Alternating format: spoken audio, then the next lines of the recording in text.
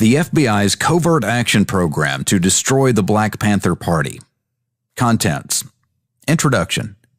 A. The effort to promote violence between the Black Panther Party and other well-armed, potentially violent organizations. 1. The effort to promote violence between the Black Panther Party and the United Slaves, U.S., Inc.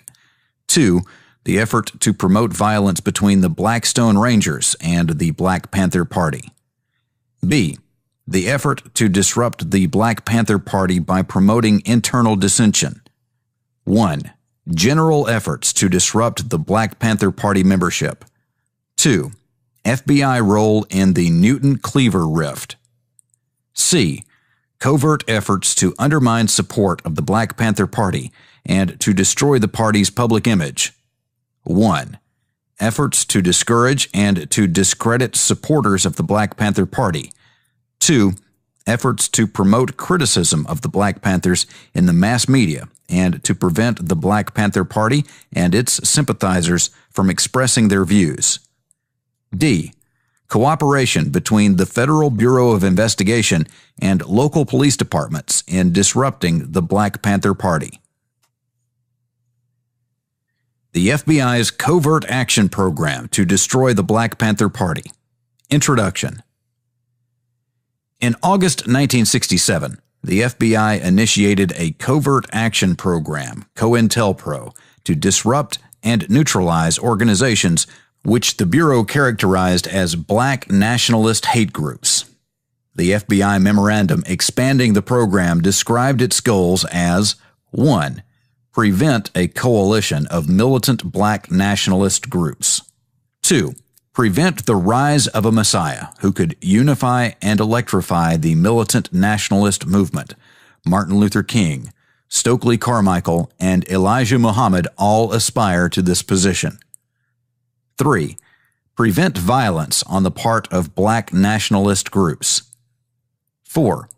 Prevent militant Black nationalist groups and leaders from gaining respectability by discrediting them. 5. Prevent the long-range growth of militant Black nationalist organizations, especially among youth. The targets of this nationwide program to disrupt militant Black nationalist organizations included groups such as the Southern Christian Leadership Conference, SCLC, the Student Nonviolent Coordinating Committee, SNCC, the Revolutionary Action Movement, RAM, and the Nation of Islam, NOI. It was expressly directed against such leaders as Martin Luther King Jr., Stokely Carmichael, H. Rap Brown, Maxwell Stanford, and Elijah Muhammad.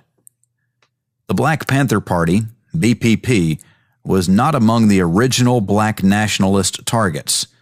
In September 1968, however, FBI Director J. Edgar Hoover described the Panthers as, quote, the greatest threat to the internal security of the country, schooled in the Marxist-Leninist ideology and the teaching of Chinese Communist leader Mao Zedong.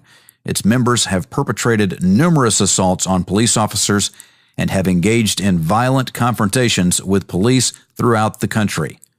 Leaders and representatives of the Black Panther Party travel extensively all over the United States, preaching their gospel of hate and violence not only to ghetto residents, but to students in colleges, universities, and high schools as well." End quote. By July 1969, the Black Panthers had become the primary focus of the program and was ultimately the target of 233 of the total 295 authorized Black nationalist COINTELPRO actions.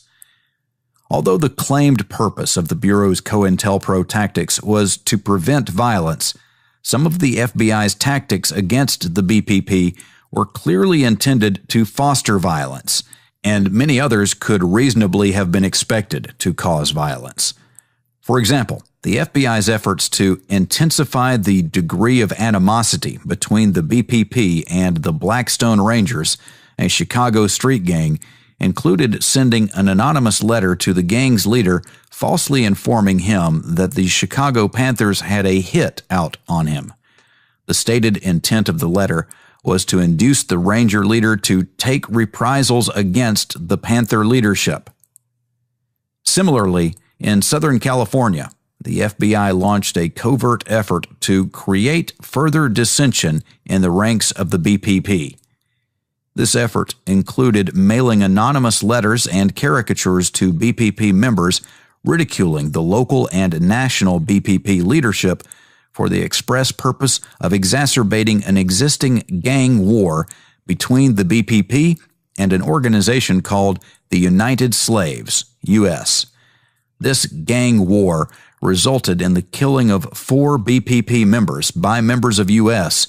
and in numerous beatings and shootings. Although individual incidents in this dispute cannot be directly traced to efforts by the FBI, FBI officials were clearly aware of the violent nature of the dispute, engaged in actions which they hoped would prolong and intensify the dispute, and proudly claimed credit for violent clashes between the rival factions, which, in the words of one FBI official, resulted in shootings, beatings, and a high degree of unrest in the area of southeast San Diego. James Adams, Deputy Associate Director of the FBI's Intelligence Division, told the committee, quote, "None of our programs have contemplated violence, and the instructions prohibit it, and the record of turndowns and recommended actions in some instances specifically say that we do not approve this action because if we take it, it could result in harm to the individual," end quote. But the committee's record suggests otherwise. For example, in May 1970, after U.S. organization members had already killed 4 BPP members, the special agent in charge of the Los Angeles FBI office wrote to FBI headquarters, quote, "Information received from local sources indicate that, in general, the membership of the Los Angeles BPP is physically afraid of U.S. members and take premeditated precautions to avoid confrontations. In view of their anxieties, it is not presently felt that the Los Angeles BPP can be prompted into what could result in an internecine struggle between the two organizations. The Los Angeles division is aware of the mutually hostile feelings harbored between the organizations, and the first opportunity to capitalize on the situation will be maximized. It is intended that U.S. Inc. will be appropriately and discreetly advised of the time and location of BPP activities in order that the two organizations might be brought together and thus grant nature the opportunity to take her due course. Emphasis added." End quote. This report focuses solely on the FBI's counterintelligence program to disrupt and neutralize the Black Panther Party.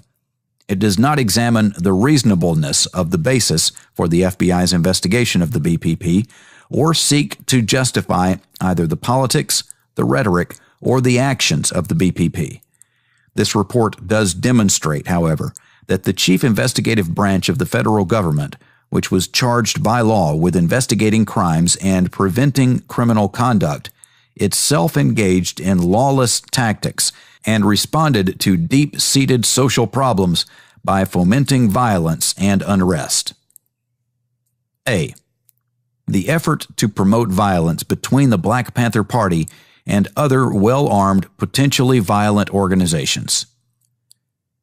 The Select Committee's staff investigation has disclosed a number of instances in which the FBI sought to turn violence-prone organizations against the Panthers in an effort to aggravate gang warfare.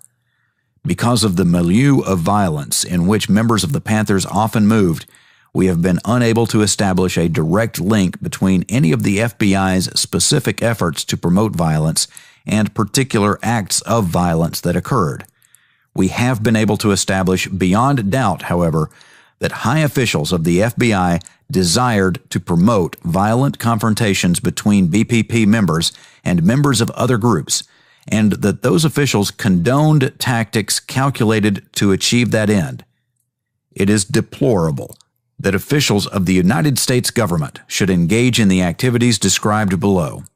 However dangerous a threat they might have considered the Panthers, equally disturbing is the pride which those officials took in claiming credit for the bloodshed that occurred. 1. The effort to promote violence between the Black Panther Party and the United Slaves, U.S., Inc.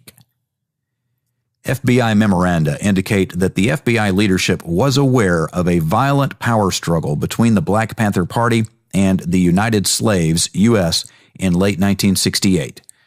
A memorandum to the head of the FBI's Domestic Intelligence Division, for example, stated, quote, on 11/2/68, BPP received information indicating U.S. members intended to assassinate Leroy Eldridge Cleaver at a rally scheduled at Los Angeles on 11/3/68. A Los Angeles racial informant advised on 11/8/68 that a BPP member had been identified as a U.S. infiltrator and that BPP headquarters had instructed that, name deleted, should be killed. During BPP rally, U.S. members, including one named deleted, were ordered to leave the rally site by LASS members, Los Angeles BPP Security Squad, and did so. U.S. capitulation on this occasion prompted BPP members to decide to kill named deleted and then take over U.S. organization. Members of LASS were given orders to eliminate name deleted and name deleted. End quote.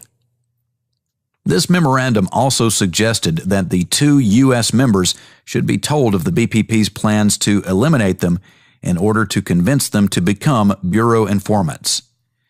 In November 1968, the FBI took initial steps in its program to disrupt the Black Panther Party in San Diego, California, by aggravating the existing hostility between the Panthers and U.S.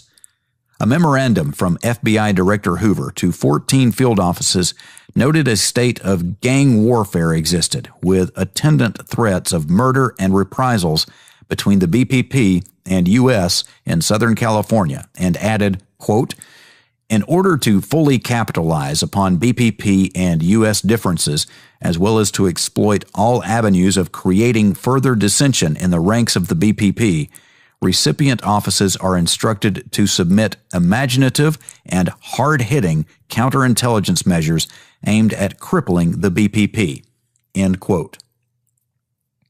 As the tempo of violence quickened, the FBI's field office in San Diego developed tactics calculated to heighten tension between the hostile factions. On January 17, 1969, two members of the Black Panther Party, Apprentice Buki Carter and John Huggins, were killed by U.S. members on the UCLA campus following a meeting involving the two organizations and university students. 1 month later, the San Diego field office requested permission from headquarters to mail derogatory cartoons to local BPP offices and to the homes of prominent BPP leaders around the country. The purpose was plainly stated. Quote, the purpose of the caricatures is to indicate to the BPP that the U.S. organization feels that they are ineffectual, inadequate, and riddled with graft and corruption. End quote. In the first week of March, the first cartoon was mailed to 5 BPP members and 2 underground papers, all in the San Diego area. According to an FBI memorandum, the consensus of opinion within the BPP was that U.S. was responsible and that the mailing constituted an attack on the BPP by U.S. In mid-March 1969, the FBI learned that a BPP member had been critically wounded by U.S. members at a rally in Los Angeles. The field office concluded that shots subsequently fired into the home of a U.S. member were the results of a retaliatory raid by the BPP. Tensions between the BPP and U.S. in San Diego, however, appeared to lessen, and the FBI concluded that those chapters were trying to talk out their differences. The San Diego field office reported, quote, on 3/27/69, there was a meeting between the BPP and U.S. organization. Wallace, BPP leader in San Diego, concluded by stating that the BPP in San Diego would not hold a grudge against the U.S. members for the killing of the Panthers in Los Angeles, Huggins and Carter. He stated that he would leave any retaliation for this activity to the black community. On 4/2/69, there was a friendly confrontation between U.S. and the BPP with no weapons being exhibited by either side. U.S. members met with BPP members and tried to talk out their differences." End quote. On March 27, 1969, the day that the San Diego field office learned that the local BPP leader had promised that his followers would not hold a grudge against local U.S. members for the killings in Los Angeles, the San Diego office requested headquarters approval for 3 more cartoons ridiculing the BPP and falsely attributed to U.S. 1 week later, shortly after the San Diego office learned that U.S. and BPP members were again meeting and discussing their differences, the San Diego field office mailed the cartoons with headquarters approval. On April 4, 1969, there was a confrontation between U.S. and BPP members in Southcrest Park in San Diego, at which, according to an FBI memorandum, the BPP members ran the U.S. members off. On the same date, U.S. members broke into a BPP political education meeting and roughed up a female BPP member. The FBI's special agent in charge in San Diego boasted that the cartoons had caused these incidents.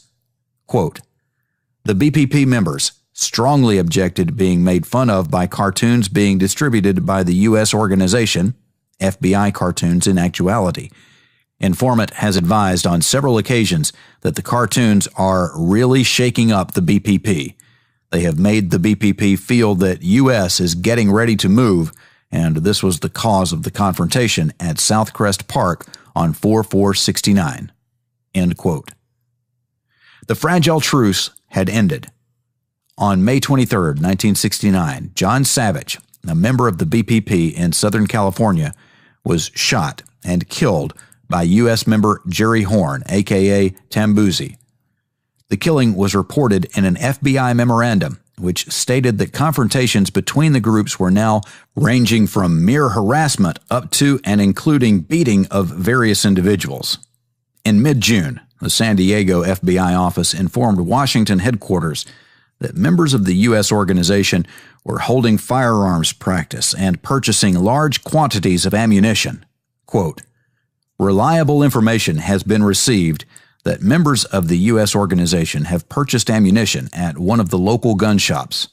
On 6/5/69, an individual identified as name deleted purchased 150 rounds of 9mm ammunition, 100 rounds of .32 automatic ammunition, and 100 rounds of .38 special ammunition at a local gun shop. Name deleted was tentatively identified as the individual who is responsible for the shooting of BPP member name deleted in Los Angeles on or about 3/14/69. End quote. Despite this atmosphere of violence, FBI headquarters authorized the San Diego field office to compose an inflammatory letter over the forged signature of a San Diego BPP member and to send it to BPP headquarters in Oakland, California. The letter complained of the killing of Panthers in San Diego by U.S. members and the fact that a local BPP leader had a white girlfriend. According to a BPP bulletin, 2 Panthers were wounded by U.S. gunmen on August 14, 1969, and the next day another BPP member, Sylvester Bell, was killed in San Diego by U.S. members. On August 30, 1969, the San Diego office of U.S. was bombed. The FBI believed the BPP was responsible for the bombing. The San Diego office of the FBI viewed this carnage as a positive development and informed headquarters, quote, "Efforts are being made to determine how this situation can be capitalized upon for the benefit of the counterintelligence program," end quote. The field office further noted, quote, "In view of the recent killing of BPP member Sylvester Bell, a new cartoon is being considered in the hopes that it will assist in the continuance of the rift between BPP and U.S., end quote. The San Diego FBI office pointed with pride to the continued violence between black groups. Quote, "Shootings, beatings, and a high degree of unrest continues to prevail in the ghetto area of southeast San Diego. although no specific counterintelligence action can be credited with contributing to this overall situation. It is felt that a substantial amount of the unrest is directly attributable to this program." End quote. In early September 1969, the San Diego field office informed headquarters that Karenga, the Los Angeles U.S. leader, feared assassination by the BPP. It received permission from headquarters to exploit this situation by sending Karenga a letter purporting to be from a U.S. member in San Diego, alluding to an article in the BPP newspaper criticizing Karenga and suggesting that he order reprisals against the Panthers. The Bureau memorandum, which originally proposed the letter, explained, quote, "The article, which is an attack on Ron Karenga of the U.S. organization, is self-explanatory. It is felt that if the following letter be sent to Karenga, pointing out that the contents of the article are objectionable to members of the U.S. organization in San Diego, the possibility exists that some sort of retaliatory action will be taken against the BPP." End quote. FBI files do not indicate whether the letter, which was sent to Karenga by the San Diego office, was responsible for any violence. In January 1970, the San Diego office prepared a new series of counterintelligence cartoons attacking the BPP and forwarded them to FBI headquarters for approval. The cartoons were composed to look like a product of the U.S. organization. Quote, "The purpose of the caricatures is to indicate to the BPP that the U.S. organization considers them to be ineffectual, inadequate, and considers itself vitally superior to the BPP." End quote. One of the caricatures was designed to attack the Los Angeles Panther leader as a bully toward women and children in the black community. Another accused the BPP of actually instigating a recent Los Angeles Police Department raid on U.S. headquarters. A third cartoon depicted Karenga as an overpowering individual who has the BPP completely at his mercy. On January 29, 1970, FBI headquarters approved distribution of these caricatures by FBI field offices in San Diego, Los Angeles, and San Francisco. The authorizing memorandum from headquarters stated, quote, "U.S. Incorporated and the Black Panther Party are opposing black extremist organizations. Feuding between representatives of the two groups in the past had a tendency to limit the effectiveness of both. The leaders and incidents depicted in the caricatures are known to the general public, particularly among the Negroes living in the metropolitan areas of Los Angeles, San Diego, and San Francisco.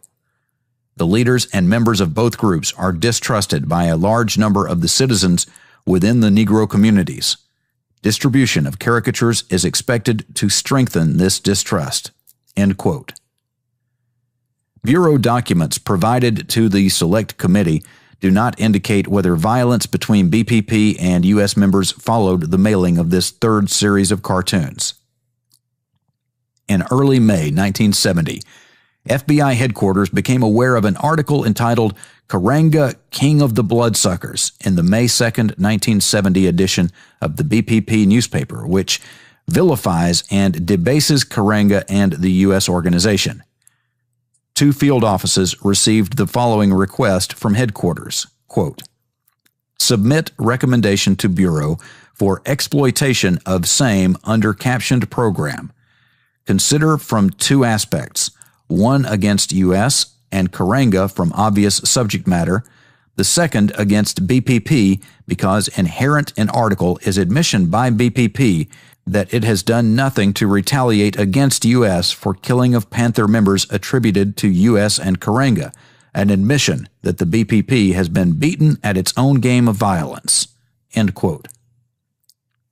In response to this request, the special agent in charge in Los Angeles reported that the BPP newspaper article had already resulted in violence, but that it was difficult to induce BPP members to attack U.S. members in Southern California because they feared U.S. members. The Los Angeles field office hoped, however, that internecine struggle might be triggered through a skillful use of informants within both groups. Quote, The Los Angeles Division is aware of the mutually hostile feelings harbored between the organizations, and the first opportunity to capitalize on the situation will be maximized. It is intended that U.S. Inc. will be appropriately and discreetly advised of the time and location of BPP activities in order that the two organizations might be brought together and thus grant nature the opportunity to take her due course." End quote.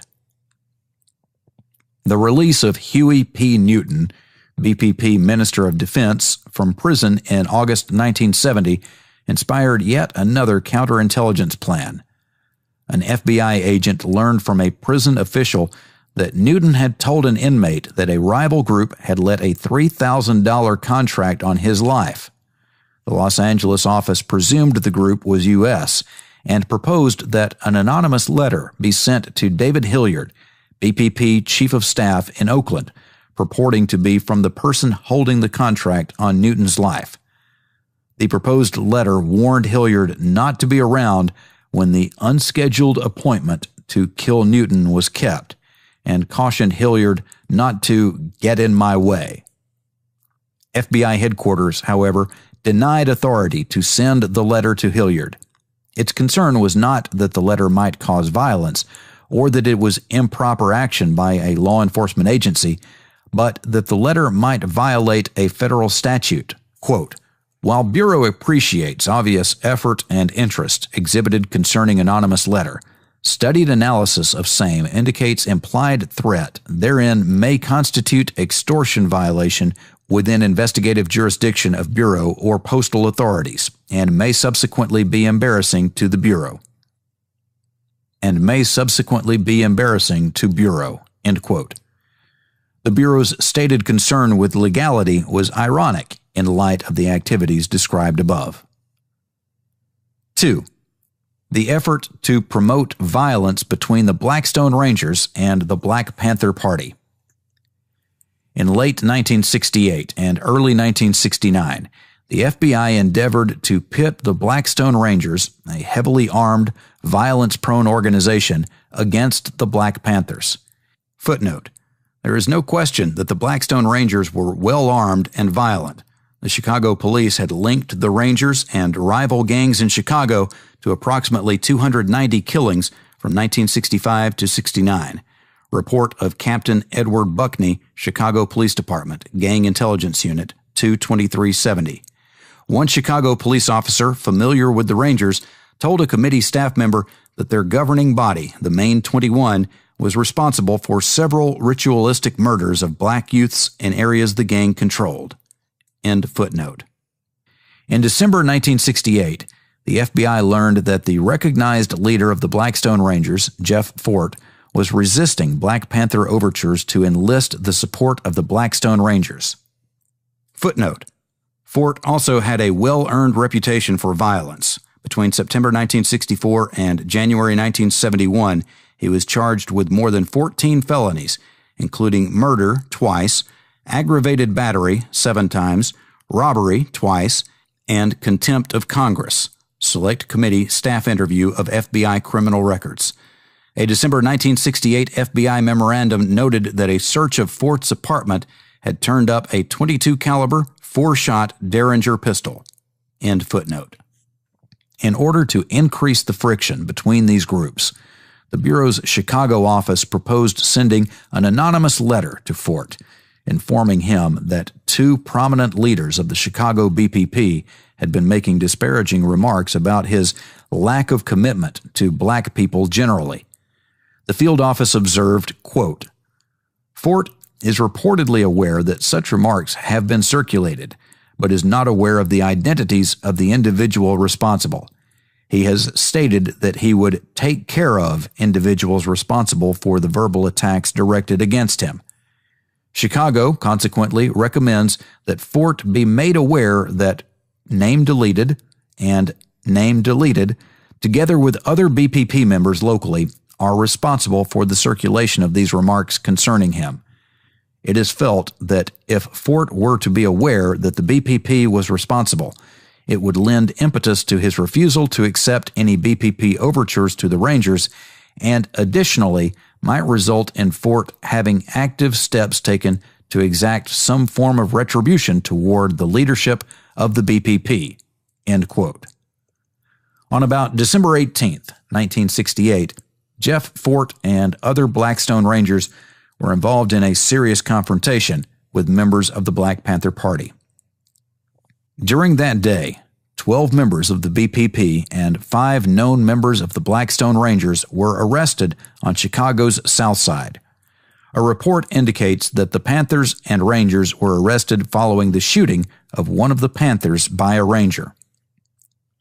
That evening, according to an FBI informant, around 10:30 p.m., approximately 30 Panthers went to the Blackstone Rangers headquarters at 6400 South Kimbark in Chicago.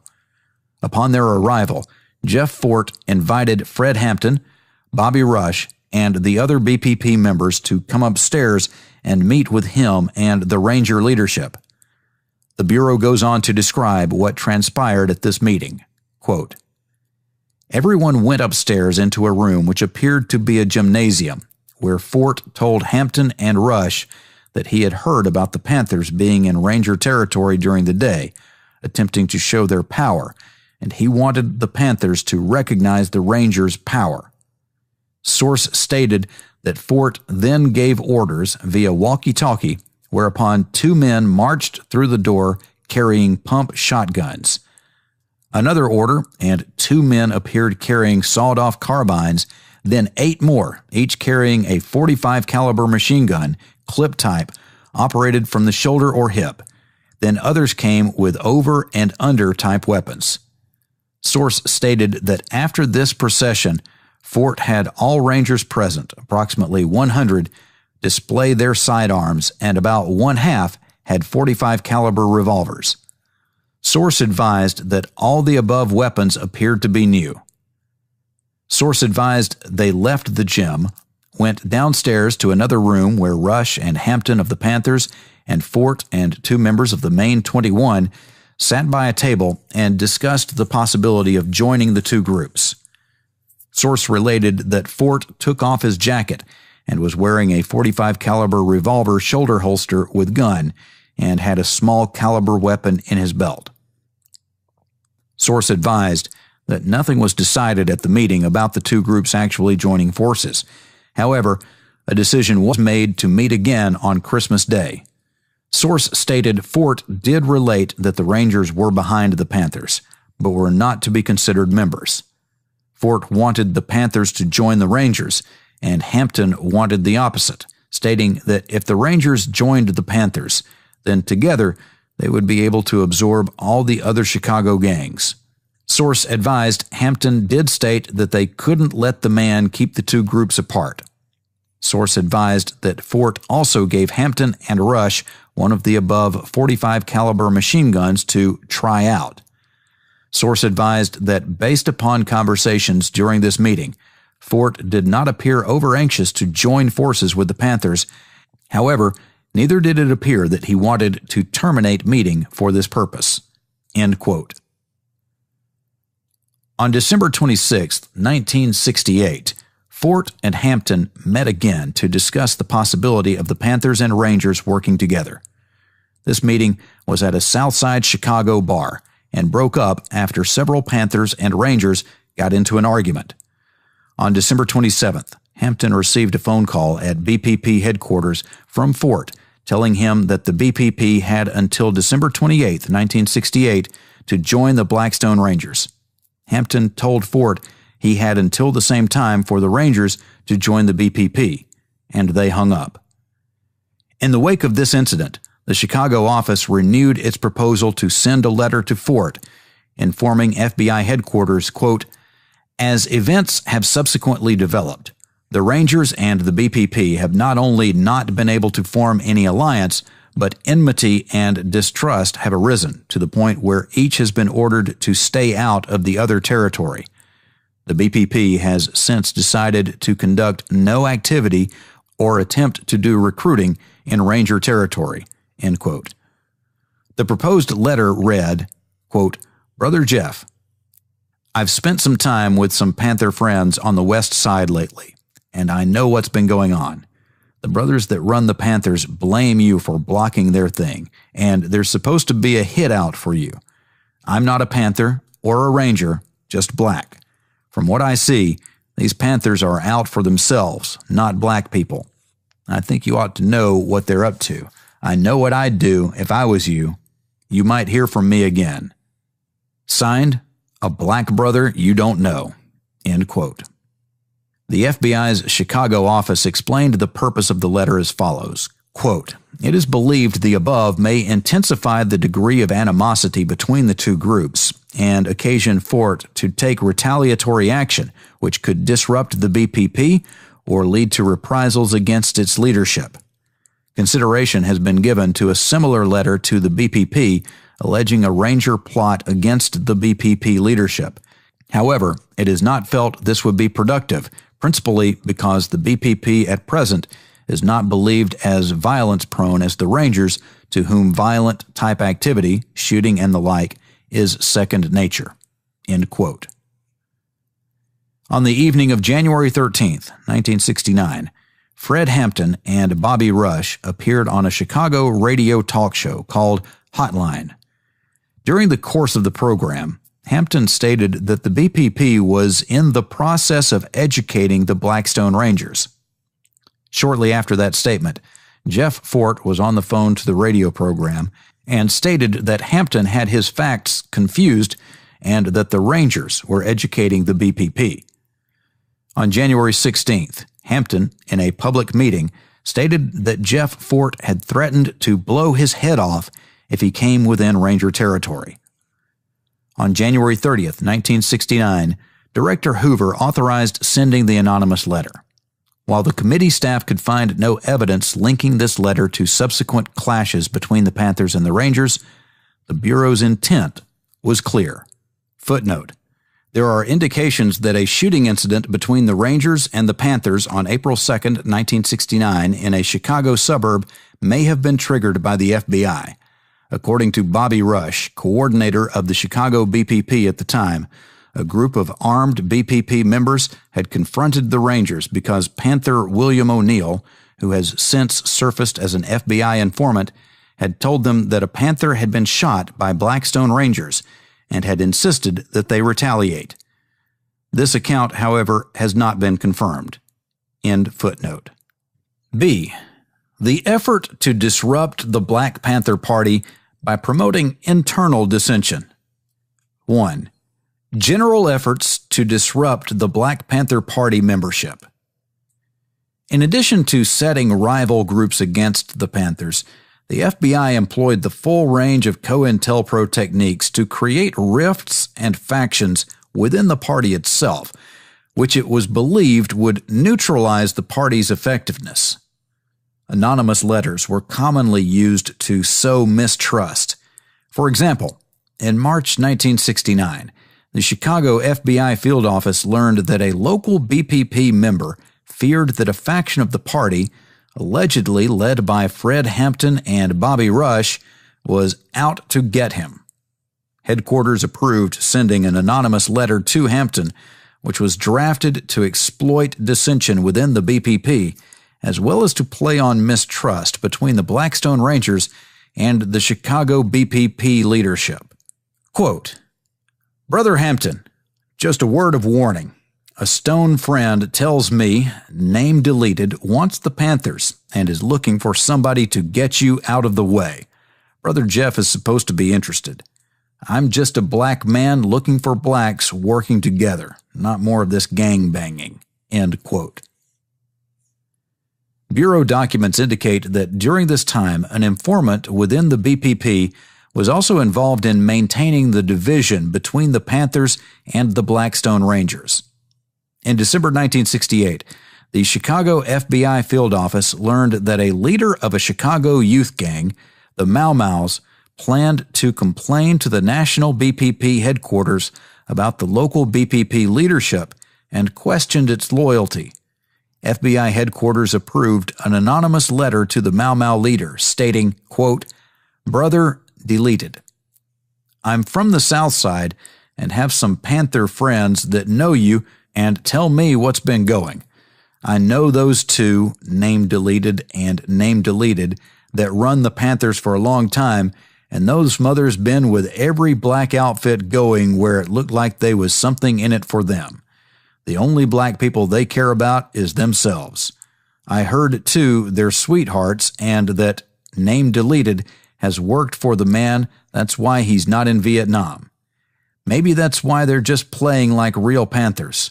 I hear a lot of the brothers are with you and want those mothers out, but don't know how. The Panthers need real black men for leaders, not freaks. Don't give up, brothers. A black friend. End quote.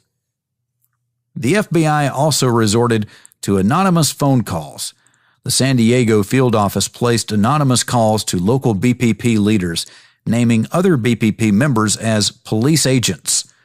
According to a report from the field office, these calls, reinforced by rumors spread by FBI informants within the BPP, induced a group of Panthers to accuse 3 party members of working for the police. The field office boasted that one of the accused members fled San Diego in fear for his life. The FBI conducted harassing interviews of Black Panther members to intimidate them and drive them from the party. The Los Angeles field office conducted a stringent interview program, quote, in the hope that a state of distrust might remain among the members and add to the turmoil presently going on within the BPP, end quote. The Los Angeles office claimed that similar tactics had cut the membership of the United States, U.S., by 50%. Footnote. The FBI had success with this technique in other cases. For example, the FBI placed another anonymous call to Stokely Carmichael's residence in New York City. Carmichael's mother was informed falsely that several BPP members were out to kill her son and that he should hide out. The FBI memorandum reporting this incident said that Mrs. Carmichael sounded shocked on hearing the news and stated that she would tell Stokely when he came home.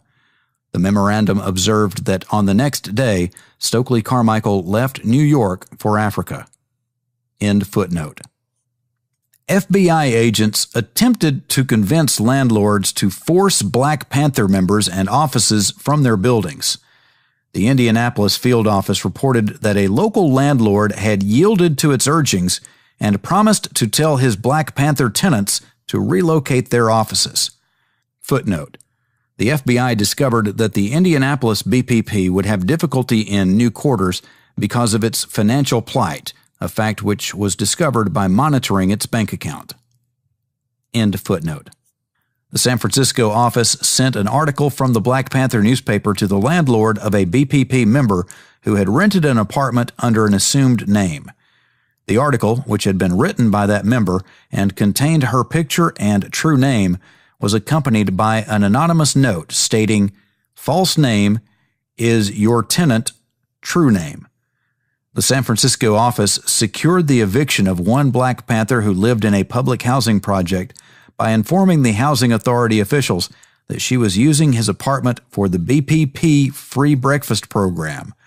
When it was learned that the BPP was conducting a free breakfast program in the notorious Haight-Ashbury district of San Francisco, the Bureau mailed a letter to the owners of the building.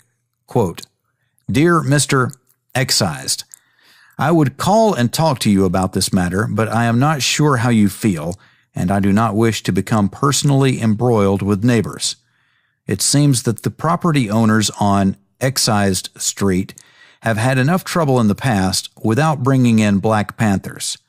Maybe you are not aware, but the Black Panthers have taken over, address deleted. Perhaps if you drive up the street, you can see what they are going to do to the property values. They have already plastered a nearby garage with big Black Panther posters.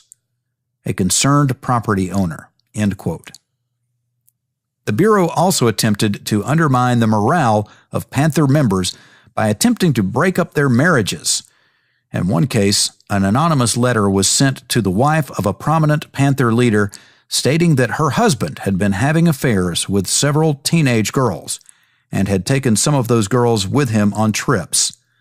Another Panther leader told a committee staff member that an FBI agent had attempted to destroy his marriage by visiting his wife and showing photographs purporting to depict him with other women. 2. FBI role in the Newton-Cleaver rift.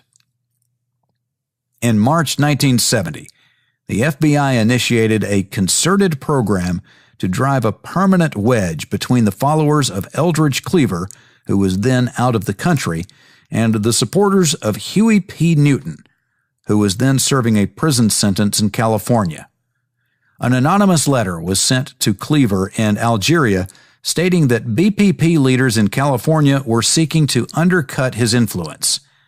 The Bureau subsequently learned that Cleaver had assumed the letter was from the then Panther representative in Scandinavia, Connie Matthews, and that the letter had led Cleaver to expel 3 BPP international representatives from the party. Encouraged by the apparent success of this letter, FBI headquarters instructed its Paris legal attaché to mail a follow-up letter, again written to appear as if Matthews was the author, to the Black Panther Chief of Staff, David Hilliard, in Oakland, California.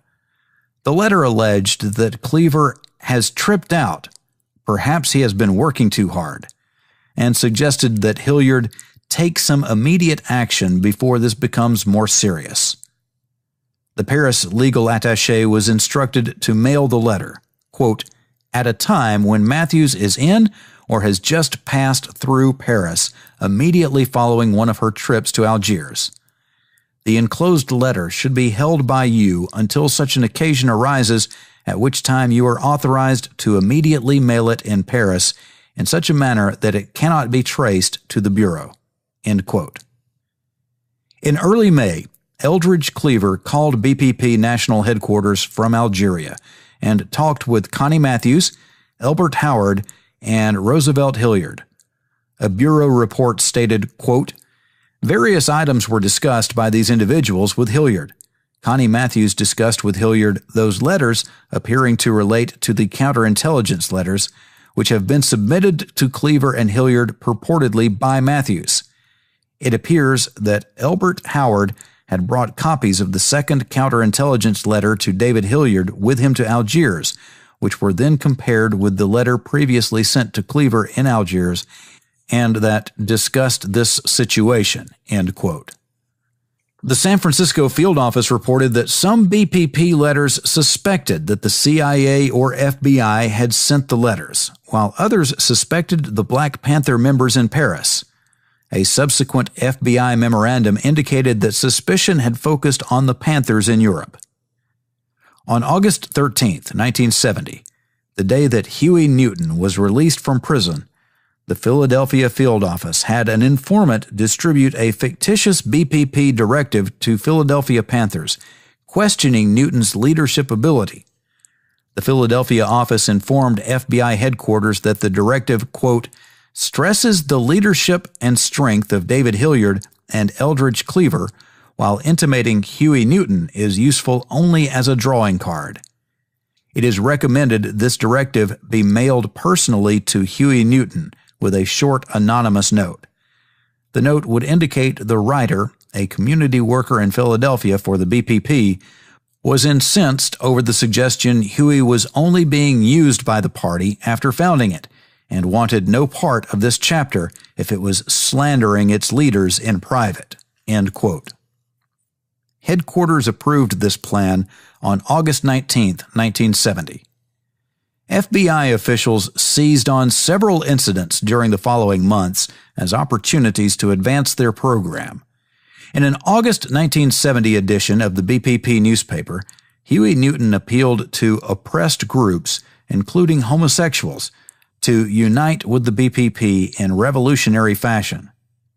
FBI headquarters approved a plan to mail forged letters from BPP sympathizers and supporters in ghetto areas to David Hilliard, protesting Newton's statements about joining with homosexuals, hoping this would discredit Newton with other BPP leaders.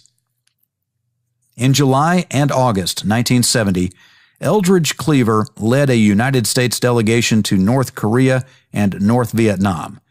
Rampart's editor Robert Scheer, who had been a member of the delegation, held a press conference in New York, and according to the Bureau, glossed over the Panthers' role in sponsoring the tour.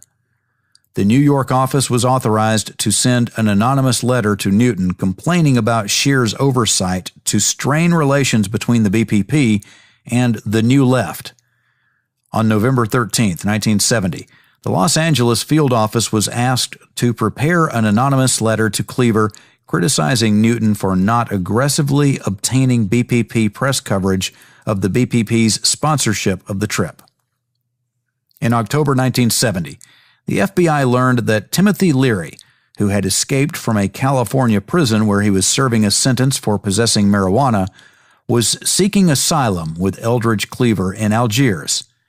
The San Francisco field office, noting that the Panthers were officially opposed to drugs, sent Newton an anonymous letter calling his attention to Cleaver playing footsie with Leary.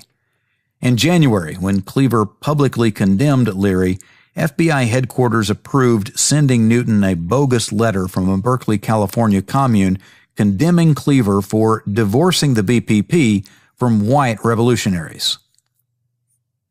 In December 1970, the BPP attempted to hold a Revolutionary People's Constitutional Convention, RPCC, in Washington, D.C.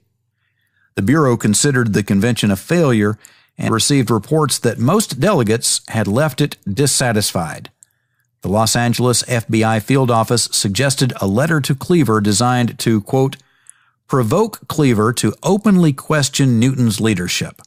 It is felt that distance and lack of personal contact between Newton and Cleaver do offer a counterintelligence opportunity that should be probed. In view of the BPP's unsuccessful attempt to convene a Revolutionary People's Constitutional Convention, RPCC, it is suggested that each division which had individuals attend the RPCC write numerous letters to Cleaver criticizing Newton for his lack of leadership. It is felt that if Cleaver received a sufficient number of complaints regarding Newton, it might create dissension that later could be more fully exploited. End quote. FBI headquarters approved the Los Angeles letter to Cleaver and asked the Washington field office to supply a list of all organizations attending the RPCC. A barrage of anonymous letters to Newton and Cleaver followed. 2 weeks later, the San Francisco office mailed Newton an anonymous letter, supposedly from a white revolutionary, complaining about the incompetence of the Panthers who had planned the conference. The New York office mailed a complaint to the BPP national headquarters, purportedly from a black student at Columbia University who attended the RPCC as a member of the university's Student Afro-American Society. The San Francisco office sent a letter containing an article from the Berkeley Barb to Cleaver attacking Newton's leadership at the RPCC. Mailed with the article was a copy of a letter to Newton criticizing the RPCC and bearing the notation, quote, Mr. Cleaver, here is a letter I sent to Huey Newton.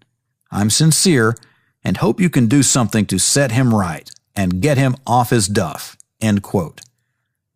In January 1971, the Boston office sent a letter purportedly from a white revolutionary to Cleaver, stating in part, quote, Dear Revolutionary Comrade, the People's Revolution in America was greatly impeded, and the stature of the Black Panther Party, both nationally and internationally, received a major setback as an outcome of the recent Revolutionary People's Constitutional Convention.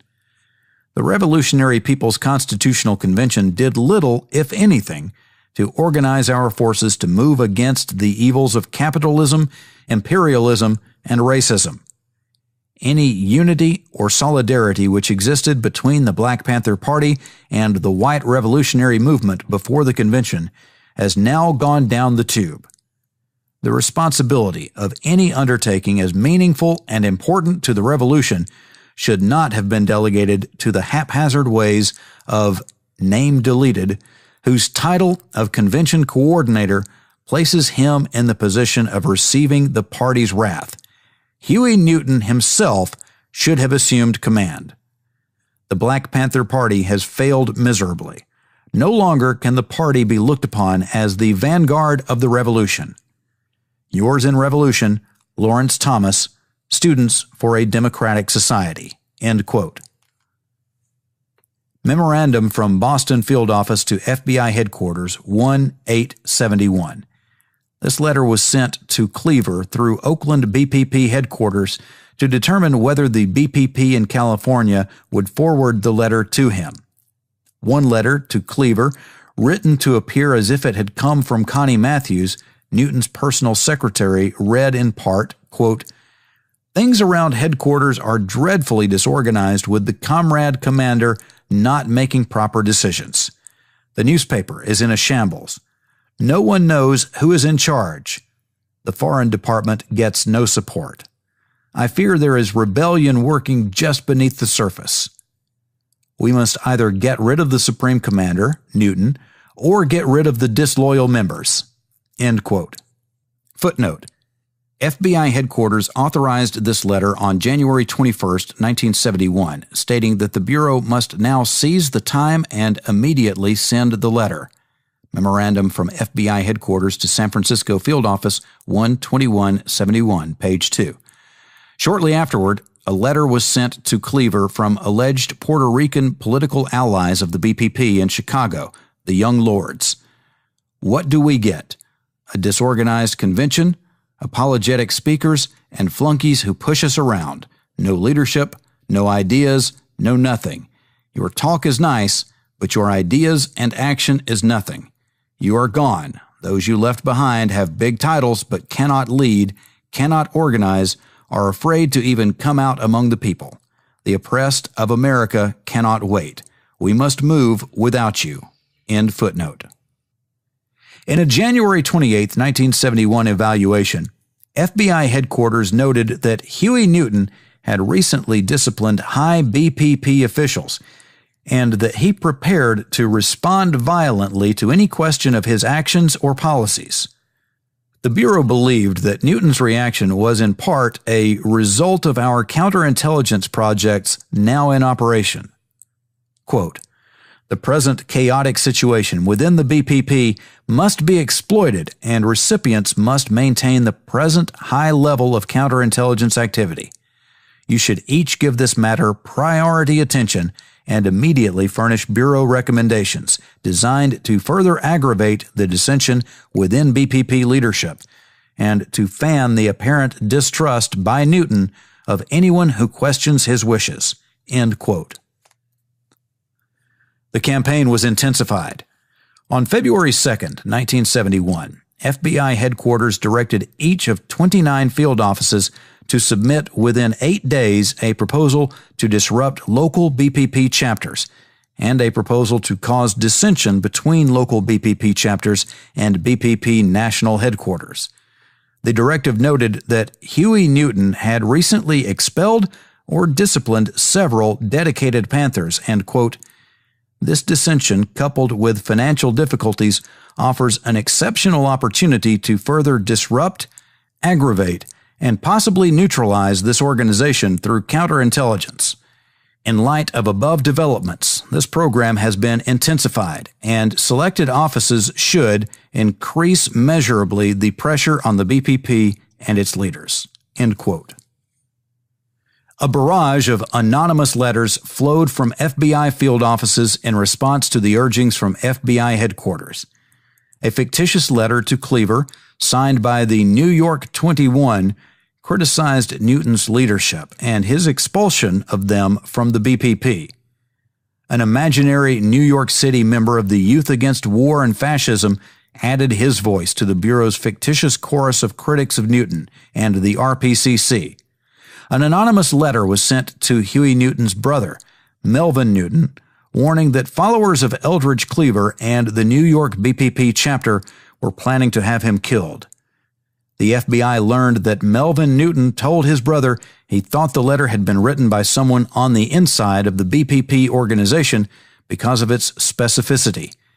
Huey Newton reportedly remarked that he was definitely of the opinion there is an informer in the party right in the ministry. On February 19, 1971, a false letter, allegedly from a BPP official in Oakland, was mailed to Don Cox, a BPP official close to Cleaver in Algeria. The letter intimated that the recent death of a BPP member in California was the result of BPP factionalism, which the Bureau knew was not the case. The letter also warned Cleaver not to allow his wife, Kathleen, to travel to the United States because of the possibility of violence. A letter over the forged signature of Big Man Howard, editor of the BPP newspaper, told Cleaver, quote, "Eldridge, name deleted, told me Huey talked with you Friday and what he had to say. I'm disgusted with things here and the fact that you are being ignored. It makes me mad to learn that Huey now has to lie to you. I'm referring to his fancy apartment, which he refers to as the throne. I can't risk a call, as it would mean certain expulsion. You should think a great deal before sending Kathleen. If I could talk to you, I could tell you why I don't think you should." End quote. Footnote. The phone call from Cleaver to Newton mentioned in this letter has been intercepted by the FBI. An FBI memorandum commented that the call had been prompted by an earlier Bureau letter purporting to come from Connie Matthews. The letter undoubtedly provoked a long-distance call from Cleaver to Newton, which resulted in our being able to place in proper perspective the relationship of Newton and Cleaver to obtain the details of the Geronimo, Elmer Pratt group, and learn of the disaffections and the expulsion of the New York group. End footnote. The San Francisco office reported to headquarters that because of the various covert actions instituted against Cleaver and Newton since November 11, 1970, quote, "fortunes of the BPP are at a low ebb. Newton is positive there is an informant in headquarters. Cleaver feels isolated in Algeria and out of contact with Newton, and the Supreme Commander's secretary has disappeared and been denounced." End quote. On April 8, 1976, in executive testimony, Kathleen Cleaver testified that many letters, written to appear as if they had come from BPP members living in California, caused disruption and confusion in the relationship between the Algerian section and the BPP leadership in Oakland. She stated, quote, "We did not know who to believe about what, so the general effect, not only of the letters, but the whole situation in which the letters were part, was creating uncertainty. It was a very bizarre feeling." End quote. On February 26, 1971, Eldridge Cleaver, in a television interview, criticized the expulsion of BPP members and suggested that Panther Chief of Staff David Hilliard be removed from his post. As a result of Cleaver's statements, Newton expelled him and the intercommunal section of the party in Algiers, Algeria. Footnote. FBI headquarters instructed the SAC, San Francisco, to mail Cleaver a copy of the March 6th edition of the BPP newspaper, which announced his expulsion from the BPP, along with an anonymous note saying, "This is what we think of punks and cowards." End footnote. On March 25, 1971, the Bureau's San Francisco office sent to various BPP solidarity committees throughout Europe bogus letters on facsimiles of BPP letterhead stating, quote, "To Black Panther embassies. You have received copies of February 13, 1971 issue of the Black Panther declaring 3 BPP members as enemies of the people. The supreme servant of the people, Huey P. Newton, with concurrence of the Central Committee of the Black Panther Party, has ordered the expulsion of the entire intercommunal section of the party at Algiers. You are advised that Eldridge Leroy Cleaver is a murderer and a punk without genitals. D.C. Cox is no better. Leroy's running dogs in New York have been righteously dealt with. Anyone giving any aid or comfort to Cleaver and his jackanapes will be similarly dealt with no matter where they may be located. 3 BPP international representatives, names deleted, were never members of the Black Panther Party and will never become such. Immediately report to the Supreme Commander any attempts of these elements to contact you and be guided by the above instructions. Power to the people. David Hilliard, Chief of Staff for Huey P. Newton, Supreme Commander." End quote. On the same day, FBI headquarters formally declared its counterintelligence program aimed at aggravating dissension between Newton and Cleaver a success. A letter to the Chicago and San Francisco field offices stated, quote, "Since the differences between Newton and Cleaver now appear to be irreconcilable, no further counterintelligence activity in this regard will be undertaken at this time, and now new targets must be established."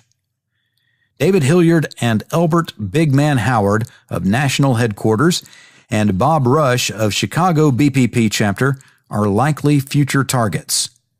Hilliard's key position at National Headquarters makes him an outstanding target. Howard and Rush are also key Panther functionaries, and since it was necessary for them to affirm their loyalty to Newton in the Black Panther newspaper of 3/2071, they must be under a certain amount of suspicion already, making them prime targets. San Francisco and Chicago furnished the Bureau their comments and recommendations concerning counterintelligence activity designed to cause Newton to expel Hilliard, Howard, and Rush. End quote. C. Covert efforts to undermine support of the Black Panther Party and to destroy the party's public image. 1. Efforts to discourage and to discredit supporters of the Black Panthers. The Federal Bureau of Investigation's program to neutralize the Black Panther Party included attempts to deter individuals and groups from supporting the Panthers, and, when that could not be accomplished, often extended to covert action targeted against those supporters. The Bureau made a series of progressively more severe efforts to destroy the confidence between the Panthers and one of their major California supporters, Donald Freed, a writer who headed an organization of white BPP sympathizers called Friends of the Panthers. In July 1969, the Los Angeles field office sent the local BPP office a memorandum bearing Freed's name and address to Friends of the Panthers.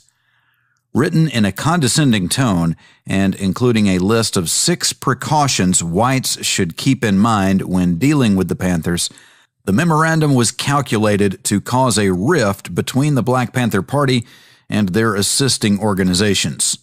A few days later, the Bureau had leaflets placed in a park near a BPP-sponsored national conference in Oakland, California, alleging that Freed was a police informant.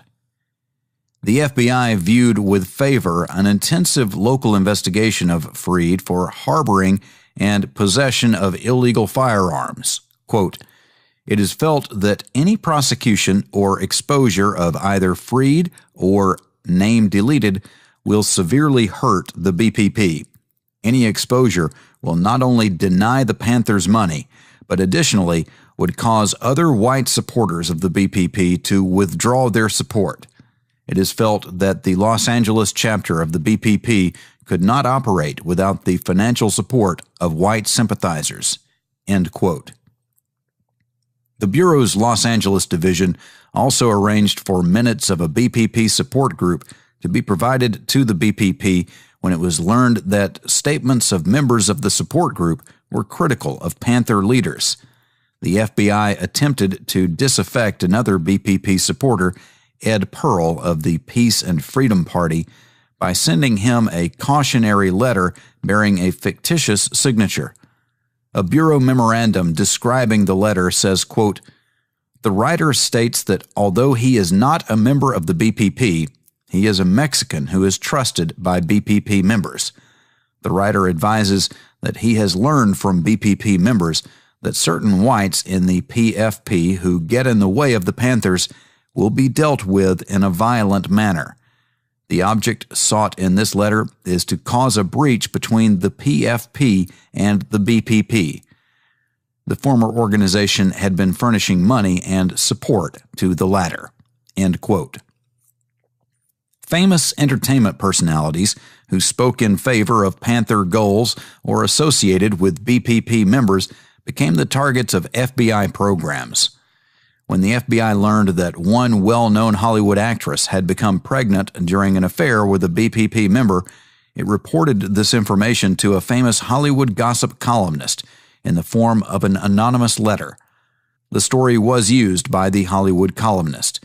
In June 1970, FBI headquarters approved an anonymous letter informing Hollywood gossip columnist Army Archerd that actress Jane Fonda had appeared at a BPP fundraising function, noting that it can be expected that Fonda's involvement with the BPP cause could detract from her status with the general public if reported in a Hollywood gossip column. The wife of a famous Hollywood actor was targeted by the FBI when it discovered that she was a financial contributor and supporter of the BPP in Los Angeles. A caricature attacking her was prepared by the San Diego FBI office. A famous entertainer was also targeted after the Bureau concluded that he supported the Panthers. 2 COINTELPRO actions against this individual were approved because FBI headquarters believed they, quote, would be an effective means of combating BPP fundraising activities among liberal and naive individuals, end quote. The Bureau also contacted the employers of BPP contributors. It sent a letter to the president and a vice president of Union Carbide in January 1970 after learning that a production manager in its San Diego division contributed to the BPP. The letter, which centered around a threat not to purchase Union Carbide stock, stated in part, quote, "Dear Mr. Name Deleted, I am writing to you in regards to an employee in your San Diego operation, name deleted. I am not generally considered a flag-waving exhibitionist, but I do regard myself as being a loyal American citizen. I therefore consider it absolutely ludicrous to invest in any corporation whose ranking employees support, assist, and encourage any organization which openly advocates the violent overthrow of our free enterprise system. It is because of my firm belief in this self-same free enterprise capitalistic system that I feel morally obligated to bring this situation to your attention. Sincerely, T.F. Ellis, Post Office Box blank, San Diego, California." End quote. Footnote: the name T.F. Ellis is completely fictitious, and the post office box could not have been traced to the FBI. The response of Union Carbide's vice president was reported in a San Diego field office memorandum. Quote, "On 3/21/70, a letter was received from Mr. Blank, vice president of the Union Carbide Corporation, concerning a previously Bureau-approved letter sent to the Union Carbide Corporation objecting to the financial and other support to the BPP of one of their employees. Name deleted. The letter indicated that Union Carbide has always made it a policy not to become involved in personal matters of their employees unless such activity had an adverse effect upon that particular employee's performance." End quote. One of the Bureau's prime targets was the BPP's Free Breakfast for Children program, which FBI headquarters feared might be a potentially successful effort by the BPP to teach children to hate police and to spread anti-white propaganda.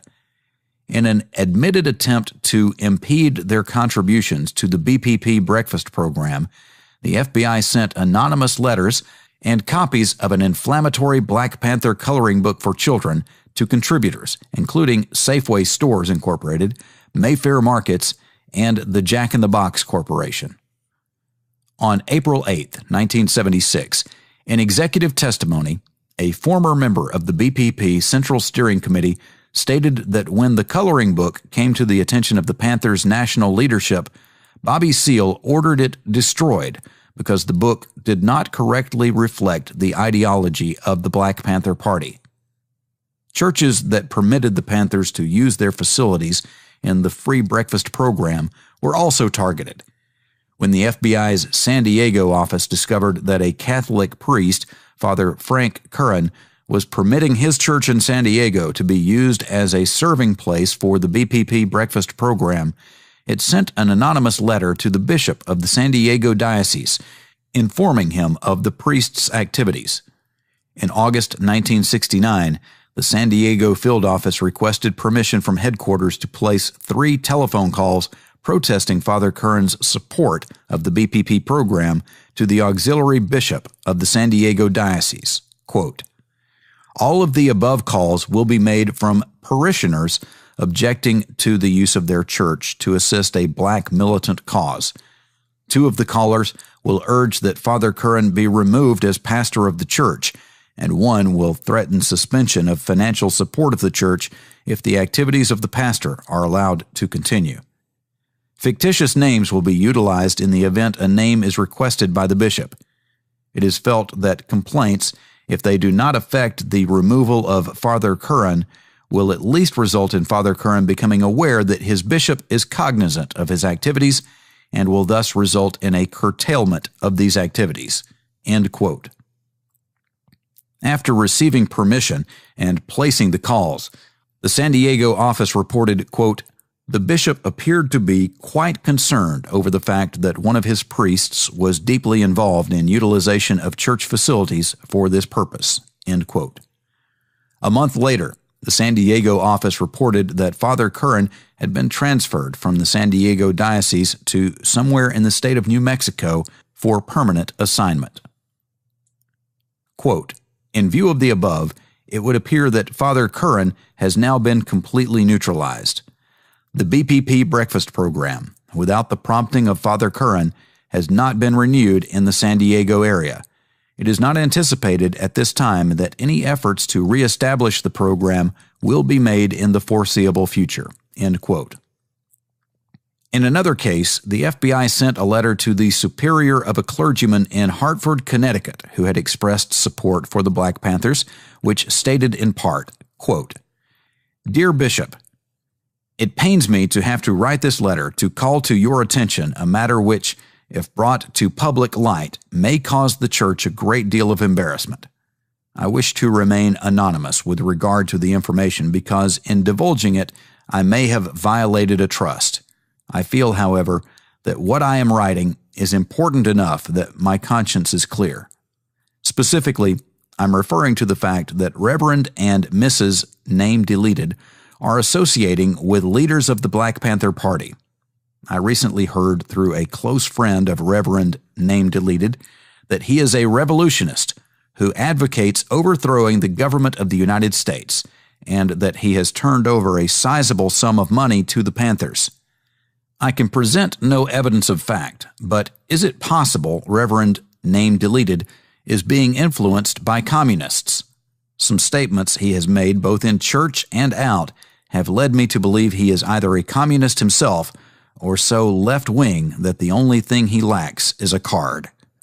I beseech you to counsel with Reverend Name Deleted and relay our concern over his political philosophies, which among other things involves association with a known revolutionist, Name Deleted, head of the Black Panther Party in New Haven. I truly believe Reverend Name Deleted to be a good man, but his fellow men have caused him to go overboard, and he now needs a guiding light which only you can provide. Sincerely, a concerned Christian." End quote. Anonymous FBI mailings were also sent to public officials and persons whose help might sway public opinion against the BPP. In December 1969, the FBI mailed Bureau-reproduced copies of BPP Season's Greetings cards to 10 FBI field offices with the following instructions, quote, "Enclosed for each office are 20 copies of reproductions of 3 types of Black Panther Party BPP Season's Greetings cards, which depict the violent propensities of this organization. You should anonymously mail these cards to those newspaper editors, public officials, responsible businessmen, and clergy in your territory who should be made aware of the vicious nature of the BPP." End quote. The San Francisco office mailed its cards to several prominent local persons and organizations. The Bureau also targeted attorneys representing Black Panther members. In July 1969, the Los Angeles field office suggested that a break between the BPP membership and Charles Gary An attorney who frequently represented BPP members might be accomplished by planting a rumor that Gary, Bobby Seale, and David Hilliard were conspiring to keep BPP leader Huey Newton in jail. This proposal was rejected by FBI headquarters out of concern that the Bureau might be recognized as the source of the rumor. Headquarters did suggest, however, quote, Los Angeles should review the ideas set forth, especially as they pertain to Charles Gary, Bobby Seale, and David Hilliard, and prepare a specific counterintelligence proposal designed to create a breach between the BPP and Gary. Consider such things as anonymous communications and anonymous telephone calls, as well as cartoons and other logical methods of transporting your idea." End quote. When the San Francisco division learned that Gary intended to represent Bobby Seale at the Chicago 7 trial, it sent the Chicago office transcripts of hearings before the House Committee on Un-American Activities and the California State Senate's report on Un-American Activities, which allegedly showed that Gary was connected with the Communist Party. It was intended to distribute this material to cooperative news media in that city. Similarly, when 2 local BPP leaders filed suit against the San Diego Police Department, charging harassment, illegal arrest, and illegal searches, the San Diego field office reviewed its files, quote, to determine if any public source information is available which describes the attorney's activities in behalf of CP, Communist Party, activities. If so, an appropriate request will be forwarded to the Bureau concerning a possible letter to the editor and/or an editorial. End quote. The FBI also sought to destroy community support for individual BPP members by spreading rumors that they were immoral. This idea was originally advanced in an August 1967 memorandum from FBI headquarters to all major field offices. Quote, "Many individuals currently active in black nationalist organizations have backgrounds in immorality, subversive activity, and criminal records. Through your investigation of key agitators, you should endeavor to establish their unsavory backgrounds. Be alert to determine evidence of misappropriation of funds or other types of personal misconduct on the part of militant nationalist leaders, so any practical or warranted counterintelligence may be instituted." End quote. An example of successful implementation of this program was a 1970 report from the San Diego field office that it had anonymously informed the parents of a teenage girl that she was pregnant by a local Panther leader.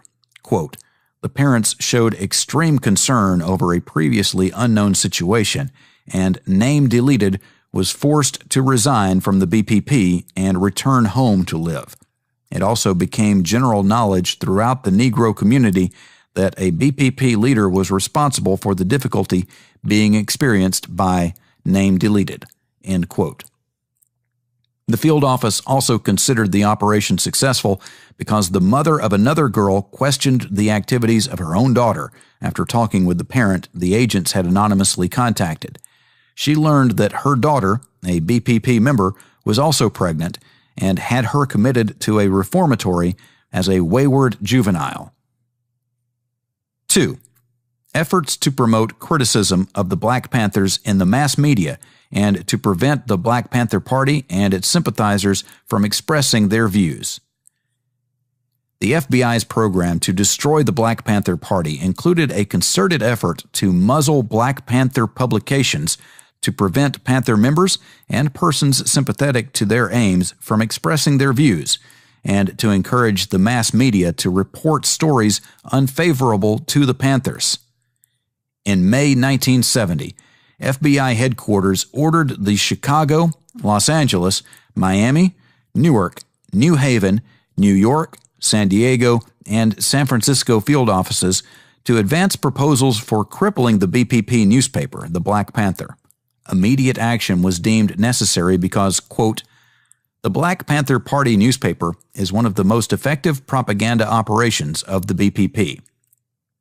Distribution of this newspaper is increasing at a regular rate, thereby influencing a greater number of individuals in the United States along the black extremist lines. Each recipient submit by 6/5/70 proposed counterintelligence measures which will hinder the vicious propaganda being spread by the BPP. The BPP newspaper has a circulation in excess of 100,000 and has reached the height of 139,000. It is the voice of the BPP, and if it could be effectively hindered, it would result in helping to cripple the BPP. Deadline being set in view of the need to receive recommendations for the purpose of taking appropriate action expeditiously." End quote. The San Francisco field office submitted an analysis of the local Black Panther printing schedules and circulation. It discouraged disruption of nationwide distribution because the airline company which had contracted with the Panthers might lose business or face a lawsuit, and recommended instead, quote, "a vigorous inquiry by the Internal Revenue Service to have the Black Panther report their income from the sale of over 100,000 papers each week. Perhaps the Bureau, through liaison at SOG, seat of government, could suggest such a course of action. It is noted that Internal Revenue Service at San Francisco is receiving copies of Black Panther Party funds and letterhead memoranda. It is requested that the Bureau give consideration to discussion with Internal Revenue Service requesting financial records and income tax return for the Black Panther." End quote. The San Diego field office, while noting that the BPP newspaper had the same legal immunity from tax laws and other state legislation as other newspapers, suggested 3 California statutes which might be used against the Black Panther. One was a state tax on printing equipment, the second a rarely used transportation tax law, and the third a law prohibiting business in a residential area. The San Diego field office had a more imaginative suggestion, however. Spray the newspaper printing room with a foul-smelling chemical. Quote, "The Bureau may also wish to consider the utilization of skatol, which is a chemical agent in powdered form and when applied to a particular surface emits an extremely noxious odor, rendering the premises surrounding the point of application uninhabitable. Utilization of such a chemical, of course, would be dependent upon whether an entry could be achieved into the area which is utilized for the production of the Black Panther." End quote. The San Diego division also thought that threats from another radical organization against the newspaper might convince the BPP to cease publication. Quote, "Another possibility which the Bureau may wish to consider would be the composition and mailing of numerous letters to BPP headquarters from various points throughout the country on stationery containing the national emblem of the Minutemen organization. These letters, in several different forms, would all have the common theme of warning the Black Panthers to cease publication or drastic measures would be taken by the Minutemen organization. Utilization of the Minutemen organization through direction of informants within that group would also be a very effective measure for the disruption of the publication of this newspaper." End quote. On another occasion, however, FBI agents contacted United Airlines officials and inquired about the rates being charged for transporting the Black Panther magazine. A Bureau memorandum states that the BPP was being charged the general rate for printed material, but that in the future it would be forced to pay the full legal rate allowable for newspaper shipment. The memorandum continued, quote, "Officials advise this increase means approximately a 40% increase. Officials agree to determine consignor in San Francisco and from this determine consignees throughout the United States so that it can impose full legal tariff. They believe the airlines are due the differences in freight tariffs as noted above for past 6 to 8 months and are considering discussions with their legal staff concerning suit for recovery of deficit. They estimate that in New York alone will exceed $10,000." End quote. In August 1970, the New York field office reported that it was considering plans, quote, "directed against 1. the production of the BPP newspaper, 2. the distribution of that newspaper, and 3. the use of information contained in particular issues for topical counterintelligence proposals." The NYO, New York office, realizes the financial benefits coming to the BPP through the sale of their newspaper. Continued efforts will be made to derive logical and practical plans to thwart this crucial BPP operation." End quote. A few months later, FBI headquarters directed 39 field offices to distribute copies of a column written by Victor Riesel, a labor columnist, calling for a nationwide union boycott against handling the BPP newspaper. Quote, "Enclosed for each office are 50 reproductions of a column written by Victor Riesel regarding the Black Panther Party, BPP. Portions of the column deals with proposal that union members refuse to handle shipments of BPP newspapers. Obviously, if such a boycott gains national support, it will result in effectively cutting off BPP propaganda and finances. Therefore, it is most desirable this proposal be brought to attention of members and officials of unions such as Teamsters and others involved in handling of shipments of BPP newspapers. These shipments are generally by air freight. The column also deals with repeated calls for murder of police that appear in BPP paper. Therefore, it would also be desirable to bring boycott proposal to attention of members and officials of police associations who might be in a position to encourage boycott. Each office anonymously mail copies of enclosed to officials of appropriate unions, police organizations, or other individuals within its territory who could encourage such a boycott. Handle promptly and advise Bureau of any positive results noted. Any publicity observed concerning proposed boycott should be brought to attention of Bureau. Be alert for any other opportunities to further exploit this proposal." End quote. Bureau documents submitted to the Select Committee staff do not indicate the outcome of this plan. On one occasion, the FBI's Racial Intelligence Section concocted a scheme to create friction between the Black Panthers and the Nation of Islam by reducing sales of the NOI paper Muhammad Speaks.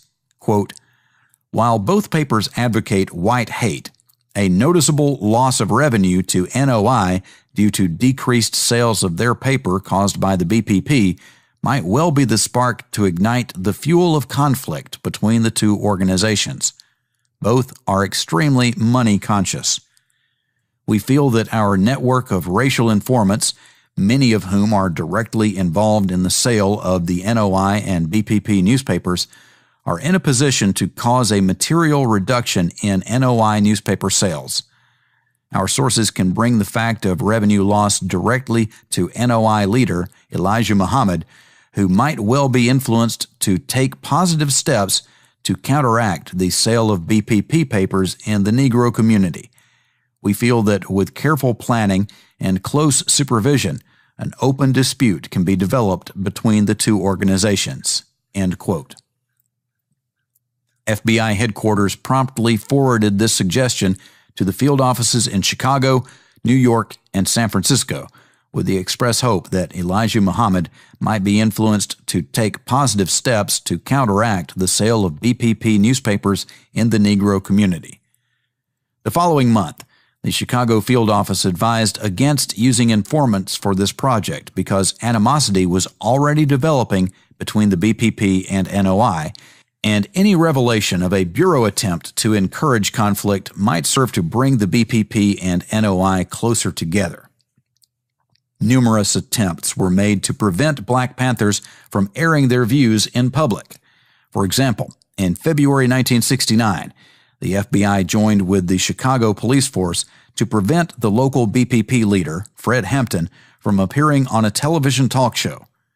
The FBI memorandum explaining this incident states, quote, "The informant also enabled Chicago to further harass the local BPP when he provided information the afternoon of 1/24/69, reflecting that Fred Hampton was to appear that evening at local TV studio for videotape interview. The tape was to be aired the following day. Chicago was aware a warrant for mob action was outstanding for Hampton in his hometown, and the above information was provided the Maywood Police Department with the suggestion that they request the Chicago Police Department to serve this arrest warrant. This was subsequently done with Hampton arrested at television studio in presence of 25 BPP members and studio personnel. This caused considerable embarrassment to the local BPP and disrupted the plans for Hampton's television appearance." End quote. Headquarters congratulated the Chicago field office on the timing of the arrest under circumstances which proved highly embarrassing to the BPP. The Bureau's San Francisco office took credit for preventing Bobby Seale from keeping a number of speaking engagements in Oregon and Washington. In May 1969, while Seale was traveling from a speaking engagement at Yale University to begin his West Coast tour, a bombing took place in Eugene, Oregon, which the FBI suspected involved the Black Panthers. The San Francisco field office subsequently reported, quote, "As this was on the eve of Seale's speech, this seemed to be very poor advance publicity for Seale. It was determined to telephone Mrs. Seale, Bobby Seale's mother, claiming to be a friend from Oregon, bearing the warning that it might be dangerous for Seale to come up. This was done. Shortly thereafter, Mrs. Seale reported this to BPP headquarters, claiming an unknown brother had sent a warning to Bobby from Oregon. Headquarters took this very seriously, and when Bobby arrived shortly thereafter, he decided not to go north with all the action going on up there. He subsequently canceled a trip to Seattle. It is believed that the above-mentioned telephone call was a pivotal point in persuading Seale to stay home." End quote. The San Francisco office reported that not only had Seale been prevented from making his appearances, but that he had lost over $1,700 in badly needed fees, and that relations between Seale and new left leaders who had been scheduled to appear with him had become strained. In December 1969, FBI headquarters stressed to the San Francisco field office the need to prevent Black Panther speaking engagements. Quote, "Several recent communications received at the Bureau indicate the BPP is encouraging their branches to set up speaking engagements at schools and colleges and the showing of films in order to raise money. San Francisco should instruct local FBI office covering to immediately submit to the Bureau for approval a counterintelligence proposal aimed at preventing the activities scheduled. The BPP, in an effort to bolster its weak financial position, is now soliciting speaking engagements, and information has been developed indicating they are reducing their monetary requirements for such speeches. We have been successful in the past through contacts with established sources in preventing such speeches in colleges or other institutions." End quote.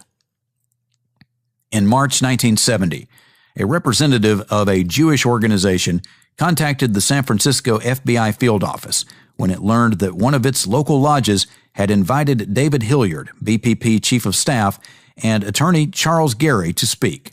San Francisco subsequently reported to headquarters, quote, "Public source information relating to David Hilliard, Gary, and the BPP, including the Black Panther newspaper itself, was brought to sources' attention."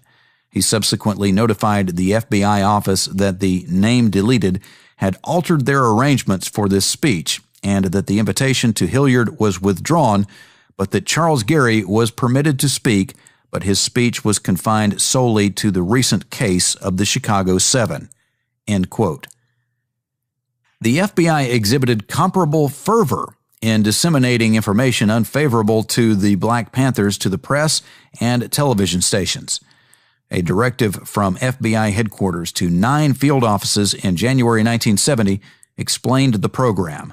Quote, "To counteract any favorable support and publicity to the Black Panther Party, BPP, recipient offices are requested to submit their observations and recommendations regarding contacts with established and reliable sources in the television and/or radio field who might be interested in drawing up a program for local consumption depicting the true facts regarding the BPP.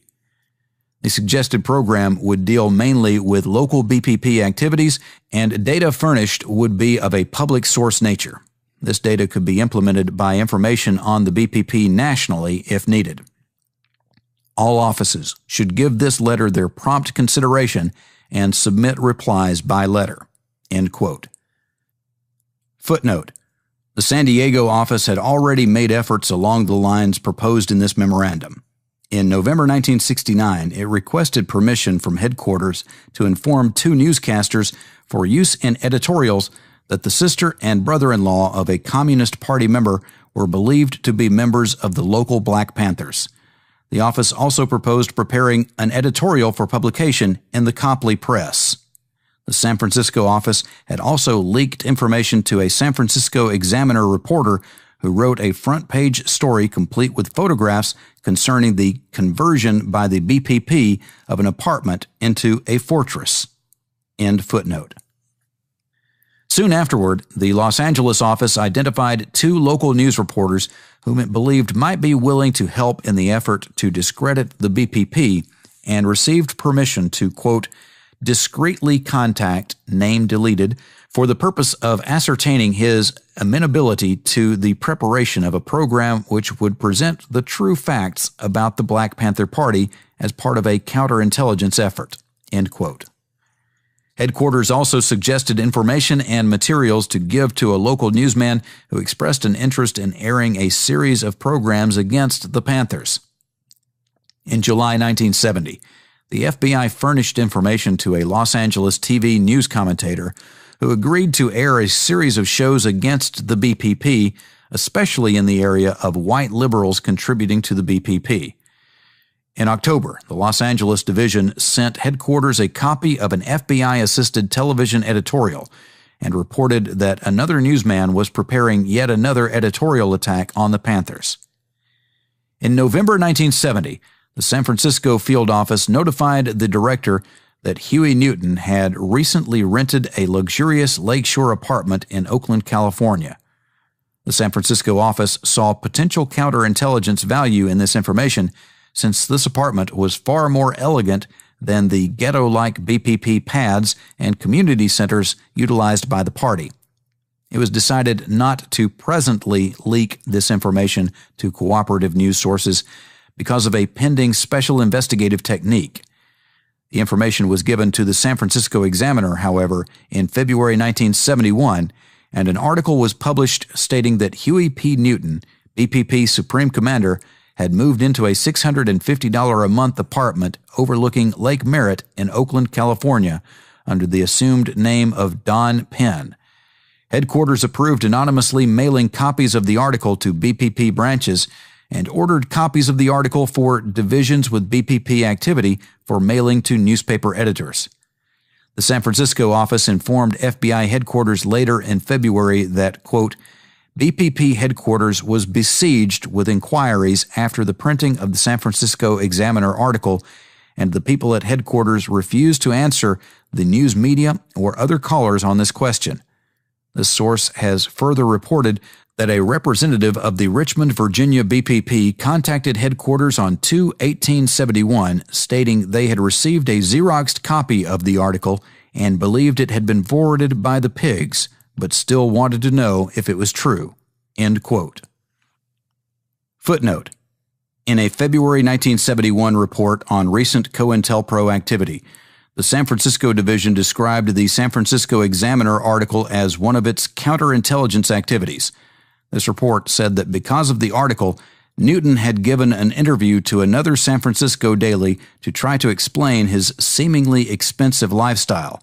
The report also states that copies of the article were sent to all BPP and NCCF, National Committee to Combat Fascism, offices in the United States and to 3 BPP contacts in Europe. End footnote. D. Cooperation between the Federal Bureau of Investigation and local police departments in disrupting the Black Panther Party. The FBI enlisted the cooperation of local police departments in several of its covert action programs to disrupt and neutralize the Black Panther Party. The FBI frequently worked with the San Diego Police Department, supplying it with informant reports to encourage raids on the homes of BPP members, often with little or no apparent evidence of violations of state or federal law. Footnote: The suggestion of encouraging local police to raid and arrest members of so-called black nationalist hate groups was first put forward in a February 29, 1968 memorandum to field offices. This memorandum cited as an example of a successful use of this technique the Revolutionary Action Movement, RAM. A pro-Chinese communist group was active in Philadelphia, Pennsylvania in the summer of 1967. The Philadelphia office alerted local police, who then put RAM leaders under close scrutiny. They were arrested on every possible charge until they could no longer make bail. As a result, RAM leaders spent most of the summer in jail, and no violence traceable to RAM took place. End footnote. Examples are numerous. In December 1969, the San Diego field office learned that members of the local BPP chapter were following each other to determine if police informants had infiltrated their organization. The field office passed this information to the San Diego police with the suggestion that BPP members engaged in these surveillances might be followed and arrested for violations of local motor vehicle code laws. Footnote: the San Diego office reported to headquarters, as of 1 week ago, the BPP in San Diego was so completely disrupted and so much suspicion, fear, and distrust has been interjected into the party that the members have taken to running surveillances on one another in an attempt to determine who the police agents are.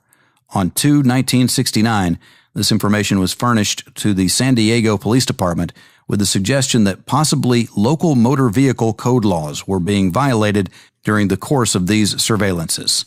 End footnote. When the San Diego field office received reports that 5 BPP members were living in the local BPP headquarters and having sex orgies on almost a nightly basis, it informed the local police with the hope that a legal basis for a raid could be found. Footnote: headquarters told the San Diego office that if there was no legal basis for a raid, it should give this matter further thought and submit other proposals to capitalize on this information in the counterintelligence field. End footnote. 2 days later, the San Diego office reported to headquarters, quote, "As a result of the Bureau-approved information furnished to the San Diego Police Department regarding the sex orgies being held at BPP headquarters in San Diego, which had not previously been known to the police department, a raid was conducted at BPP headquarters on 11/20/69. Name deleted, San Diego Police Department Intelligence Unit advised that due to this information, he assigned 2 officers to a research project to determine if any solid basis could be found to conduct a raid. His officers discovered 2 outstanding traffic warrants for name deleted, a member of the BPP, and his officers used these warrants to obtain entry into BPP headquarters.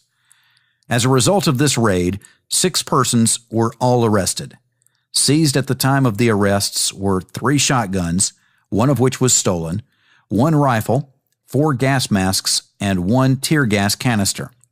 As a result of this raid, the 6 remaining members of the BPP in San Diego were summoned to Los Angeles on 11/28/69. Upon their arrival, they were informed that due to numerous problems with the BPP in San Diego, including the recent raid on BPP headquarters, the BPP branch in San Diego was being dissolved. Also, as a direct result of the above raid, informants have reported that name deleted has been severely beaten up by other members of the BPP due to the fact that she allowed the officers to enter BPP headquarters the night of the raid. End quote. A later memorandum states that confidential files belonging to the San Diego Panthers were also obtained during this raid.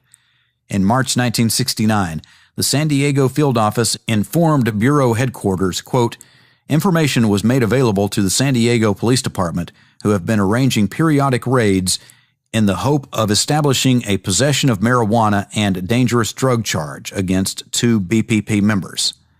The BPP finally managed to rent the Rhodesian Club at 2907 Imperial Avenue, San Diego, which will be utilized for a meeting hall. A request will be forthcoming to have the San Diego Police Department and local health inspectors examine the club for health and safety defects which are undoubted by present. End quote. The San Diego office also conducted racial briefing sessions for the San Diego police. Headquarters was informed, quote, "It is also felt that the racial briefing sessions being given by the San Diego division are affording tangible results for the counterintelligence program. Through these briefings, the command levels of virtually all of the police departments in the San Diego division are being apprised of the identities of the leaders of the various militant groups. It is felt that although specific instances cannot be attributed directly to the racial briefing program, police officers are much more alert for these black militant individuals and as such are contributing to the overall counterintelligence program directed against these groups." End quote. The committee staff has seen documents indicating extensive cooperation between local police and the FBI in several other cities. For example, the FBI in Oakland prevented a reconciliation meeting between Huey Newton's brother and former Panthers by having the Oakland police inform one of the former Panthers that the meeting was a setup. The San Francisco office concluded, quote, "It is believed that such quick dissemination of this type of information may have been instrumental in preventing the various dissidents from rejoining forces with the BPP." End quote. Another Bureau memorandum reflected similar cooperation in Los Angeles. Quote, "The Los Angeles office is furnishing on a daily basis information to the Los Angeles County Sheriff's Office Intelligence Division and the Los Angeles Police Department Intelligence and Criminal Conspiracy Divisions concerning the activities of the black nationalist groups in the anticipation that such information might lead to the arrest of these militants." End quote. Information from Bureau files in Chicago on the Panthers was given to Chicago police upon request, and Chicago Police Department files were open to the Bureau. A special agent who handled liaison between the FBI's Racial Matters Squad, responsible for monitoring BPP activity in Chicago, and the Panthers Squad of the Gang Intelligence Unit, GIU, of the Chicago Police Department from 1967 through July 1969, testified that he visited GIU between 3 and 5 times a week to exchange information. Footnote: the agent also testified that other FBI agents in the Racial Matters Squad were also involved in the free flow of information between the Racial Matters Squad and GIU, and that at one time or another, every agent had exchanged information with GIU. End footnote. The Bureau and Chicago Police both maintained paid informants in the BPP, shared informant information, and the FBI provided information which was used by Chicago Police in planning raids against the Chicago BPP. According to an FBI memorandum, this sharing of informant information was crucial to police during their raid on the apartment occupied by several Black Panther members, which resulted in the death of the local chairman, Fred Hampton, and another Panther. Quote, "Prior to the raid, a detailed inventory of the weapons and also a detailed floor plan of the apartment were furnished to local authorities. In addition, the identities of BPP members utilizing the apartment at the above address were furnished. This information was not available from any other source and subsequently proved to be of tremendous value in that it subsequently saved injury and possible death to police officers participating in a raid on the morning of 12/4/69. The raid was based on the information furnished by the informant." End quote.